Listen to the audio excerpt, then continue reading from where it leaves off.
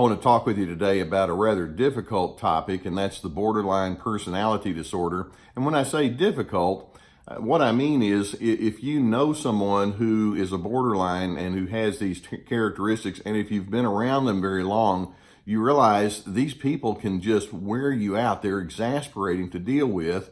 And no matter how much you try to know them and understand them and give them some healthy and positive input and encouragement, you kind of get the feeling like enough is absolutely never enough. Now, when we talk about the borderline, there are many different ingredients that we're going to get into here. But first and foremost, the borderline is someone who lives with a dreaded fear of abandonment. They fear isolation. They fear being on the outside looking in. And actually, there's another strong element there, and that is they have what I would even call a disintegrated self-image. They look to others to provide them input about who they're going to be because they don't have any kind of notion of who they want to be and where they want to go. They can intellectualize a little bit, but they're very, very emotionally driven, and they feed off of the people in front of them in a highly significant way. Now, as we talk about borderlines, there's one very strong pattern that we tend to see, and it's what I refer to as the cling rage pattern.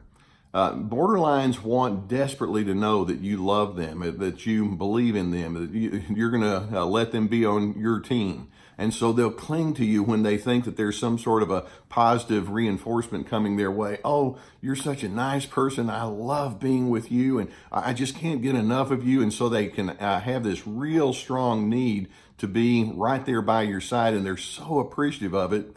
And then if you say or do the slightest thing that might hint that that's not going to continue happening, then they go into a rage. What's wrong with you? I hate you. You're terrible. You're awful. And so they can go back and forth, and there's not a whole lot of smooth middle ground in there. And one of the things that tends to happen is when you are dealing with that borderline, you constantly have this feeling of walking on eggshells. It's like, I don't know what's going to set them off this time, but something will. I mean, it can be something as simple as you using the wrong inflection in your tone of voice, or if you have plans with someone else, then that person's jealousy can come along. And I thought I was number one, that kind of thing. And so they can cling to you, they can rage, and then they go back to the clinging, and they can rage. And then this is part of another very strong element that's on the inside of the narcissist, and that is they tend to idealize people. Oh, this person is the most wonderful person I've ever met. Nobody has understood me more than you. And so they can have a real high and lofty view of you, only to later think they start demonizing you. You're the worst person I've ever known. You're awful. You're terrible.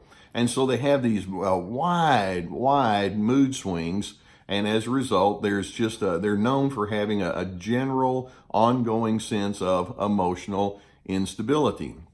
They feel frantic very commonly as they are wondering, where do I stand with people and what do you think? They create tons of drama, and that's what I mean when I say they can absolutely wear you out. Now, many times when they're in that rage mode, they can have very, very strong anger, and it can be very intense, and there can just be this vitriolic kind of reaction to you, and sometimes it can just come out of nowhere. I've heard many stories about someone saying, I spoke about a topic and I had no idea that it was going to offend that person, and they just went home crying and they just hate me now. And it may be something simple like saying, I never was fond of ballet, and that person used to be in ballet, something like that. These individuals have a sense of desperation. I've got to be known. I've got to be understood. I have to be on your inside circle.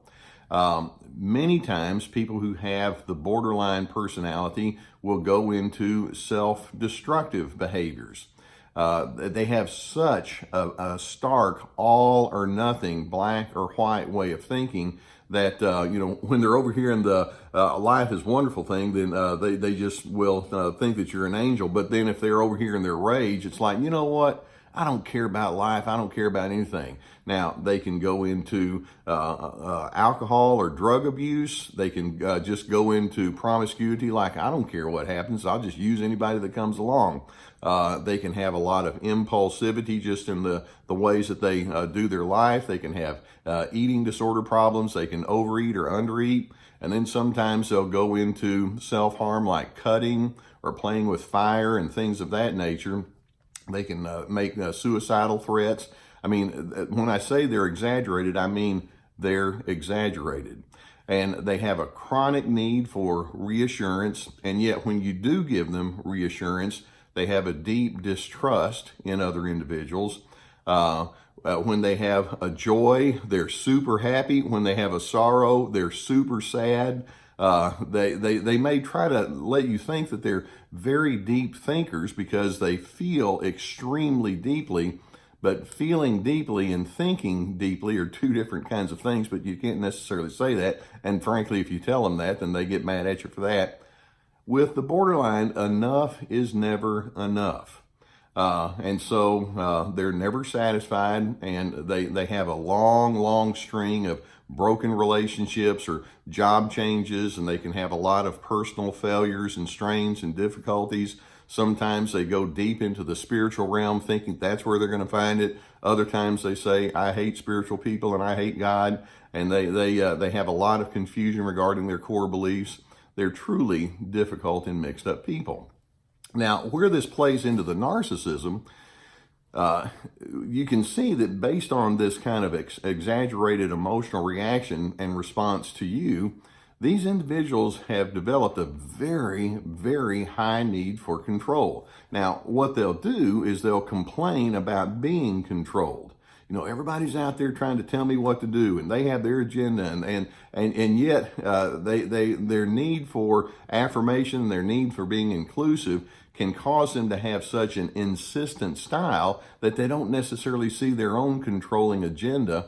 But nonetheless, they kind of give you the idea that you have to live inside their tight configurations of what they need. You have to be attuned to them. You have to understand them, and that's that strong control.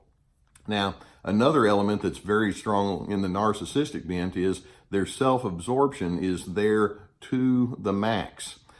Because they have such a low understanding of themselves and a low ability, they're constantly on search for who am I and what do I stand for and where do I fit with you.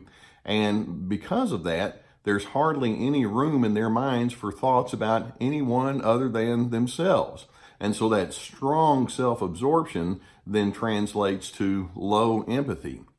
Now, and this can be played out in simple kinds of ways. You may say to that person, I went and visited my relatives, and we had a nice weekend visit. And the borderline might say something like, I hate being around my relatives. They're always just so negative. Well, we weren't talking about your relatives. But you see, the borderline is so caught up in themselves, they don't hear what you say about who you are. It's always going to go back to themselves. And as a result, they tend to hijack conversations and make it all about them. And anytime they have a topic they want to talk about, it's really important. And you have to hear me. You have to know me. Now, another part of this that indicates narcissism is they can be highly manipulative. And that's part of that narcissistic bent. They can have a sense of entitlement. No, you owe me your respect, or you owe me acceptance. You owe me inclusion into your world. And so even if you attempt to give them sympathy or agreement, it's never going to be good enough, and you're going to be punished. So you can see what I mean when I say that this is a very difficult topic, and this is a very difficult kind of personality to deal with, because the emotionality is so intense and so strong that anytime you attempt to talk sense into them, you just feel like not only are we not getting anywhere good, we're going backwards because it constantly turns into an argument. So a few do's and don'ts as we wrap up here. When you recognize you have that borderline personality and they have all of this way scattered emotionality, don't take on the task of trying to appease them or solve their problems for them. If you go in and try to be the rescuer, you're just going to get pulled under.